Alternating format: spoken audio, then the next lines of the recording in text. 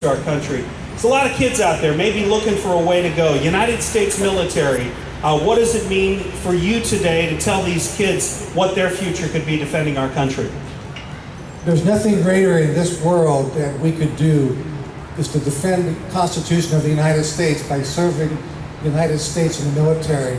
Because without those who step up and serve, especially today with all volunteers, we wouldn't have the freedoms that we have today to ward off the enemies that want to continually take this away from us and the lifestyle that we live in this great nation of ours, where we have not only freedom of speech, but freedom to practice our belief system the way we feel in our religious beliefs, and just to live the way Americans have lived for all these many years that we've lived under the Constitution of that 234 years, or 224 years.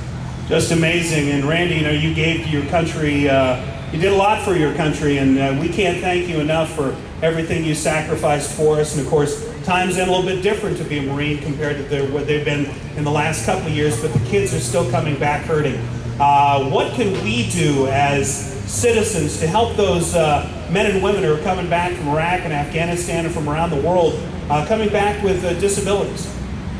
The best thing you can do for any returning military veteran from across the world is to continually remind them how much you appreciate and care about their service, what they're doing for the country, and by being out there and being that first line of defense to protect our nation, our families. It's not just protecting our government that we have in this great nation, but it's also to protect their families and all the loved ones and people that they don't even know and don't even know them. And just to give them a big hug when you see them and you know who they are and what they've done. That appreciation, it doesn't have to be any more than that. Just show us the sign of appreciation. Many of us that came back from Vietnam, we got the opposite of that. We were spit on, we were called all kinds of names.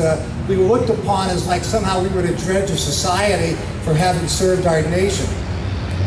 Well, we are thankful for your service and for all of those who served, no matter what war it happens to be, all the way back from World War I, World War II, whether it be Korean War, Grenada, Vietnam, all of those. We thank you for your service, and we would be honored right now if you'd lead us in the Pledge of Allegiance. First of all, folks, unless you're in uniform, could you please take off your hat?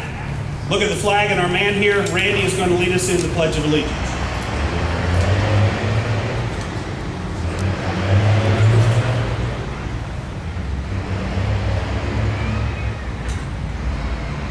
I pledge the allegiance to the flag of the United States of America and to the republic for which it stands, one nation, under God, indivisible, with liberty and justice for all. Hoorah! Hoorah! That's sort of words ever spoken. Thank you so much. Randy, big hand for Randy Schmidt. Uniform looks awesome, by the way. All right, time now for next on the list, our national anthem. Please rise, and we'll bring Diana Vyers up.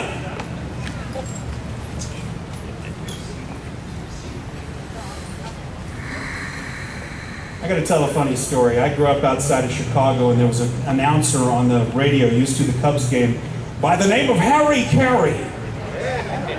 Now, Harry Carey was once commenting on someone who sang the national anthem, much like Diana's going to do here, without any accompaniment. And he said, that was really amazing because that guy sang that Acapulco. Diana's going to sing it a cappella, ladies and gentlemen, Diana Vyers.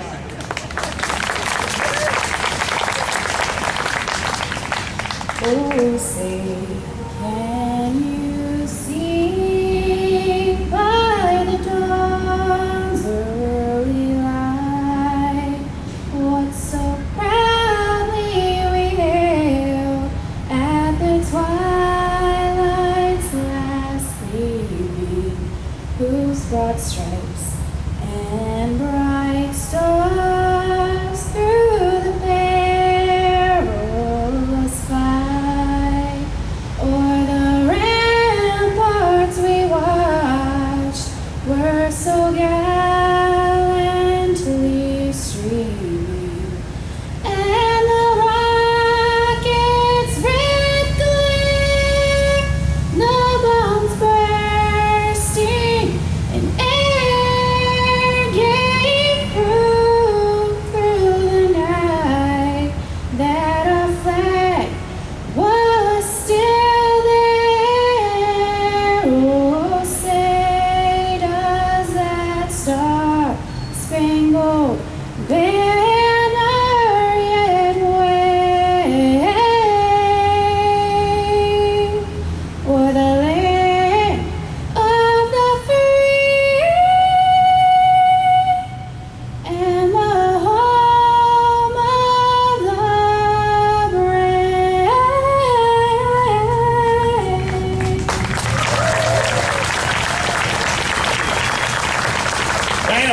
Big hand for her.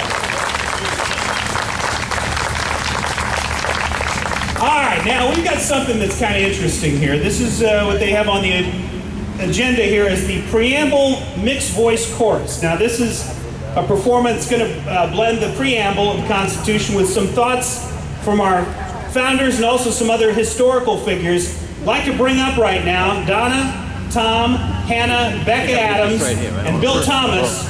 We're going to be performing the preamble mix. And they're singing this also a cappella, or acapulco. Yeah.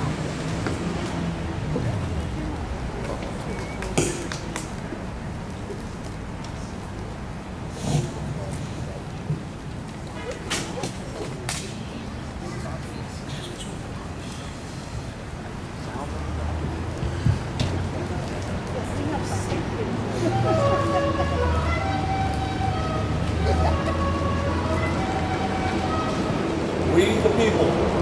We the people. We the people are the rightful masters of both Congress and the courts. Not to overthrow the Constitution, but to overthrow the men who pervert the Constitution. Of the United States. One flag, one land, one heart, one hand, one nation evermore. In order to form, A more perfect union. establish justice, The hope of all who suffer, the dread of all who wrong. Justice is the great interest of man on earth. It is the ligament which holds civilized beings together.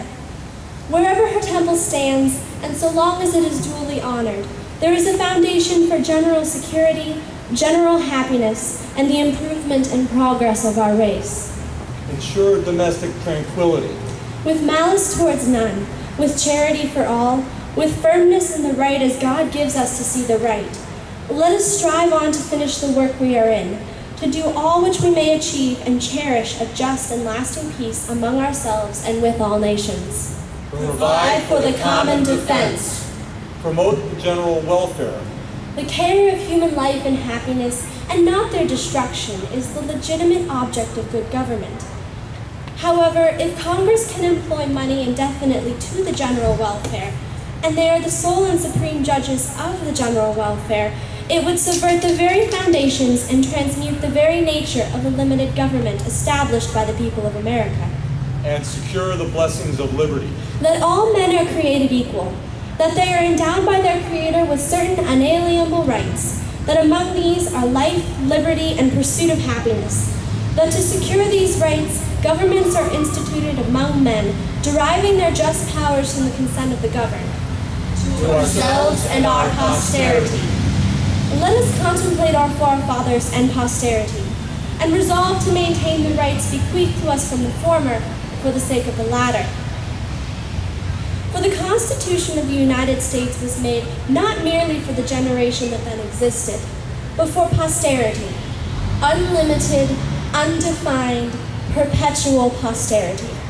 do ordain and establish this Constitution for The United States of America.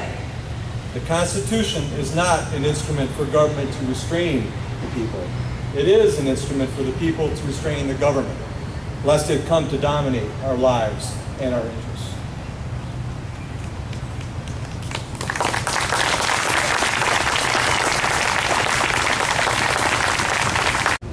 I'm Scott Hasher. I'm with Medina County Friends and Neighbors. Sheriff Mack, thank you for this interview. Can you tell me why is this important for you to be traveling and coming to events like this? Well, I'm just following my heart. I believe in freedom, and I believe in America, and I believe in the Constitution. And today's the 224th birthday of our sacred Constitution, a document that was divinely inspired, and it's the blueprint for freedom for America. And I hope that I can reach out to other Americans, and especially fellow sheriffs, that they'll uphold and defend and protect and preserve the United States Constitution. And that's why I travel, and that's what I'm about. So besides this and everything else, so you're saying the country means something to you. It's just not bunch of old people, or old dead white people, as they would say, that these words that they've written have meaning, not for this generation and for future generations as well. Right. That's exactly right. The Constitution is a timeless document, and I really take issue with Time Magazine and other organizations that and college professors that try to claim that it's a flexible living document and that it can mean whatever they want it to mean.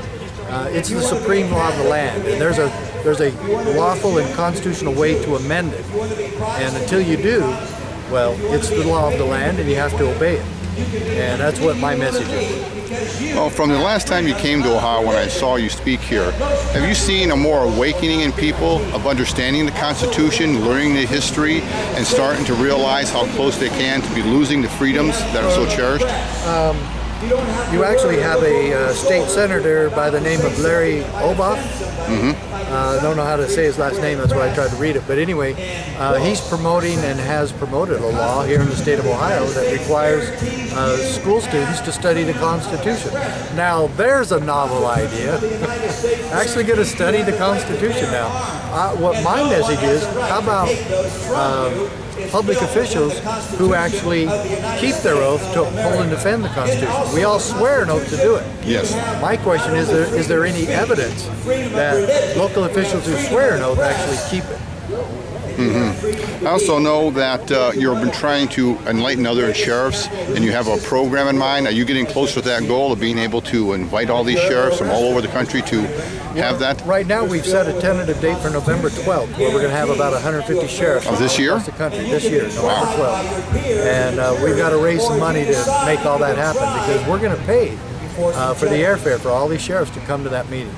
And it's probably the most important meeting since the Declaration of Independence, or, well, let's stick to the Constitution. Since the Constitution was signed, we're now going to have people who are going to enforce that Constitution in their role as a sheriff.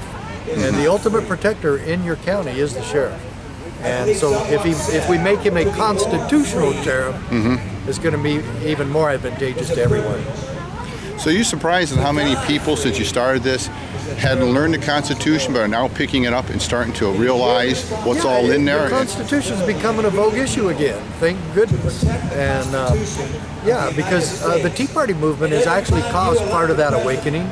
But you know, there's just a lot of people now saying, look, we haven't followed the Constitution in a long time in America. We're not in trouble because we follow the Constitution too strictly in this country. Far from it. And it's just time to get back to it, because there's been such a dearth of constitutional education in this country, and people have said, hey, it's time to wake up. Well, it seems like, at least from my own perspective, that I do see more people doing this. So are you saying they're more hopeful for the future now with this? It seems like the message is finally starting to sink in. Well, in the time of crisis, it's also that our country's in right now. It's also a time for hope, because a crisis usually causes change, and we don't need the Barack Obama change. We need constitutional change. And it's my message is I got a novel idea for you. Let's try the Constitution, everybody, from the dog catcher all the way down to the president. Everybody in between, all state and local officials, all county officials. Try this. Just follow the Constitution for 1 year. That's all. Let's see how it goes. I'll bet you $500. You're going to be healthier, happier, and more successful. So basically what you're saying, that just wasn't a technical area when it says we the people, for the people, by the people, before the people. That was the brilliance of the founding fathers, that one, no central government, but to have this across the country, and now you're starting to reawaken that into the sheriffs and letting them know that they are the highest law force. Until you said that, when I heard you speak, I did not realize what power the sheriff had and what they can do. Well, when you mentioned we the people, the only elected law enforcement officer in this country or in your county is the sheriff. And so he reports directly to the power source. Yes. In America, the power source is we the people. Yes, and now it's starting to finally go back there. One question about now the Cuyahoga County does no longer have that system. He's an appointed official, I believe, right? In which county? Cuyahoga County, most corrupt county in the state of Out Ohio. of the from what I heard. 88 counties in Ohio, I don't know how they did it, but it would be all unlawful to make the sheriff appointed. That is absurd. That is wrong, and I believe somebody was attempting to file a lawsuit against it, and they should. Yes, Because that because is absolutely unconstitutional. now that he doesn't answer to the people anymore, Right. he's an appointed official. Correct. He's a and bureaucrat. that's a very dangerous slope to go on if you're basing everything on freedom and liberty. Right. He doesn't have to work for you, he's just going to work for whoever appointed him.